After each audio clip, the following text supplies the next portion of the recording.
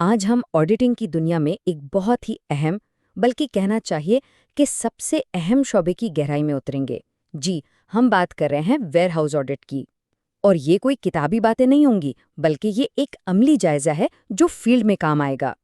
تو تصور کیجئے آپ کو ایک مشن دیا گیا ہے، آپ ایک جونیئر آڈیٹر ہیں اور یہ آپ کا پہلا بڑا اسائنمنٹ ہے، ویئر ہاؤس کا آڈٹ کرنا۔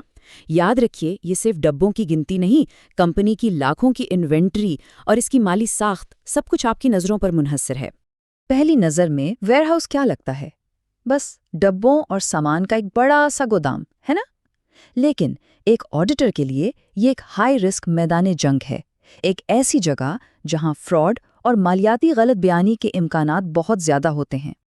اور اسی لیے کوئی بھی سینئر آپ کو ہمیشہ ایک بات یاد دلائے گا، ویئر ہاؤس آڈٹ ایک ہائی رسک ایریا ہے، اس کو ہلکا مت لینا۔ یہ الفاظ اپنے ذہن میں بٹھا لیں۔ چلیں اب اس کی تہہ تک پہنچتے ہیں۔ ویئر ہاؤس کا آڈٹ کرنے کے لیے سب سے پہلے سامان کے پورے سفر کو سمجھنا ضروری ہے کہ وہ اندر کیسے آتا ہے اور باہر کیسے جاتا ہے۔ تو سامان کمپنی کی کتابوں کا حصہ کیسے بنتا ہے؟ یہ سفر شروع ہوتا ہے جب سپلائر مال ڈیلیور کرتا ہے، گیٹ پر اس کی انٹری ہوتی ہے، پھر اندر ویئر ہاؤس کا عملہ مقدار اور کوالٹی چیک کرتا ہے۔ جب سب کچھ ٹھیک ہو تب ایک GRN یعنی گڈز ریسیپٹ نوٹ بنایا جاتا ہے، اور اس GRN کے بننے کے بعد ہی وہ سامان باضابطہ طور پر اسٹاک رجسٹر کا حصہ بنتا ہے۔ جی ہاں، یہ ہے وہ اہم کاغذ، گڈز ریسیپٹ نوٹ یا GRN۔ ایک آڈیٹر کے لیے یہ صرف ایک فارم نہیں، یہ اس بات کا پکا ثبوت ہے کہ انوینٹری واقعی وصول ہوئی تھی۔ اس کے بغیر وصولی کا کوئی بھی دعویٰ صرف ایک کہانی ہے۔ اچھا، اب اس کا الٹا سفر دیکھتے ہیں۔ جب سامان ویئر ہاؤس سے باہر استعمال کے لیے جاتا ہے تو اس کا بھی ایک طریقہ ہے۔ پہلے متعلقہ ڈپارٹمنٹ ایک مٹیریل ریکوزیشن بھیجتا ہے۔ منظوری کے بعد ویئر ہاؤس سامان جاری کرتا ہے، اس کا ثبوت ایشو نوٹ ہوتا ہے، اور آخر میں اسٹاک ریکارڈز میں اتنی ہی مقدار کم کر دی جاتی ہے۔ اور یہ وہ دستاویز ہے جو اس پورے عمل کو کنٹرول کرتی ہے۔ اسٹور ریکویزیشن یا ایشو فارم انوینٹری کو جاری کرنے کا سرکاری اختیار دیتا ہے۔ اگر یہ کنٹرول نہ ہو تو سامان کا باہر جانا چوری یا غیر مجاز استعمال کا دروازہ کھول سکتا ہے۔ ٹھیک ہے، تو اب ہم نے یہ سمجھ لیا ہے کہ نظام کیسے چلنا چاہیے۔ اب وقت ہے ایک جاسوس کی نظر سے یہ دیکھنے کا کہ یہ نظام کہاں کہاں کمزور پڑ سکتا ہے، کہاں اس میں خامیاں ہو سکتی ہیں۔ یہ کچھ عام خامیاں ہیں جو آڈیٹرز کو اکثر فیلڈ میں ملتی ہیں۔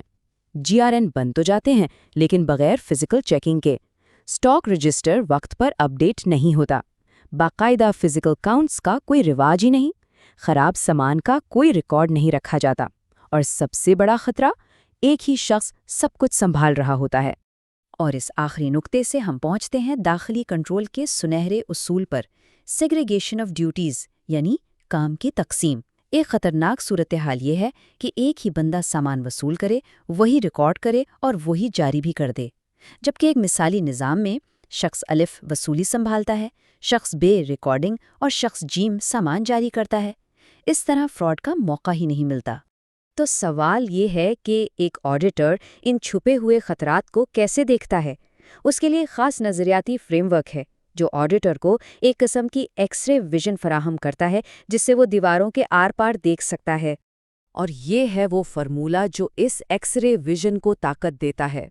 Risk of material miss statement یا RMM برابر ہے انہیرنٹ رسک IR ضرب کنٹرول رسک CR کے۔ یہ سادہ سی مساوات آڈیٹر کے پورے رسک اسیسمنٹ کی بنیاد ہے۔ چلیں اسے ذرا کھول کر سمجھتے ہیں۔ سب سے پہلے بات کرتے ہیں انہیرنٹ رسک کی۔ یہ وہ قدرتی رسک ہے کہ غلطی ہو سکتی ہے اس سے پہلے کہ کوئی کنٹرول لگایا جائے۔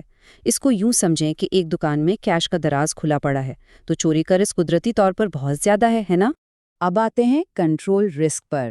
یہ وہ رسک ہے کہ کمپنی کے اپنے بنائے ہوئے نظام اس غلطی کو روکنے یا پکڑنے میں ناکام ہو جائیں۔ چلیں اسی کیش دراز کی مثال پر واپس چلتے ہیں۔ فرض کریں اس دراز کی حفاظت کے لیے ایک CCTV کیمرہ لگا تھا، لیکن وہ بند ہے۔ تو یہاں حفاظتی نظام کے ناکام ہونے سے کل رسک اور بڑھ گیا۔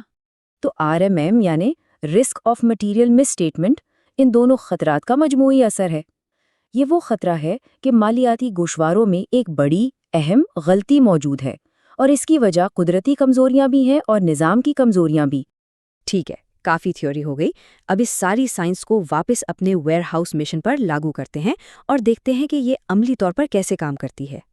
دیکھیے، یہ وہی ویئر ہاؤس کی تصویر ہے لیکن اب ہماری ایکس رے ویژن کے ساتھ.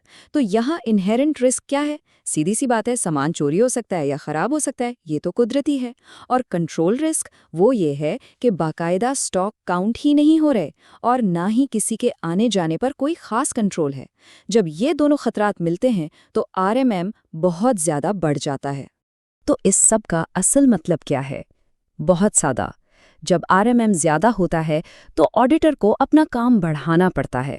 اسے زیادہ ٹیسٹنگ کرنی پڑتی ہے، وہ زیادہ بڑے سیمپلز چیک کرے گا، اچانک جا کر فزیکل کاؤنٹ کرے گا اور ہر چیز کی قیمت کو زیادہ گہرائی میں جانچے گا.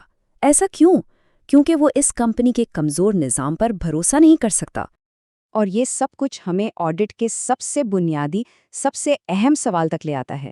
یہ وہ سوال ہے جو ایک اچھا آڈیٹر اپنے آپ سے ہر لمحہ پوچھتا ہے. کیا یہ نظام صرف کاغذ پر مضبوط نظر آ رہا ہے یا حقیقت میں بھی مضبوط ہے؟ اسی سوال کا جواب تلاش کرنا ہی تو اصل آڈٹ ہے.